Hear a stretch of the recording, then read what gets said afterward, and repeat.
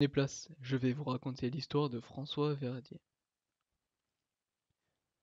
Né le 7 septembre 1900 à Lézat-sur-Lèze, en Ariège, François Verdier était établi à Toulouse, où il était dirigeant d'une entreprise de commerce de machines agricoles. Jusqu'en 1939, avant que la guerre commence, il fut le secrétaire fédéral de la Ligue des droits de l'homme. En 1936, il participa à la guerre civile d'Espagne contre Franco avec les Républicains en organisant des collectes transportées au-delà des Pyrénées. Durant la retirada, l'exode des réfugiés espagnols de la guerre civile, François Verdier aida les républicains à s'échapper du pays. En 1941, le régime de Vichy le démit de ses fonctions de juge du tribunal du commerce. François Verdier dit Forain alors entra dans la résistance.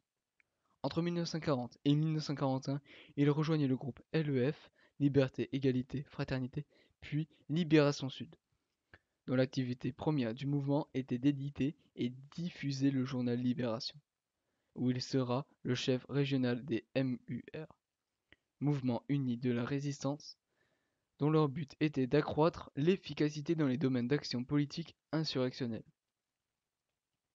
En juin 1943, le général Charles de Gaulle lui-même avait choisi François Verdier pour devenir le chef des MUR dans le sud-ouest. Il a eu comme responsabilité de planifier toutes les opérations de celle-ci. Sabotage, réception de parachutage, etc. Tout en restant le plus discret possible pour ne pas être soupçonné par la police française. Malheureusement, il fut arrêté par la Gestapo, la police allemande du Troisième Reich, où ils le conduisirent jusqu'à la prison de Saint-Michel, où il reçut le pire traitement. Il ne céda pas à la torture et fut assassiné en forêt de Bouconne le 27 janvier 1944. Grâce à lui, aucun autre résistant ne fut arrêté après sa mort, jusqu'à la libération du pays 7 mois plus tard.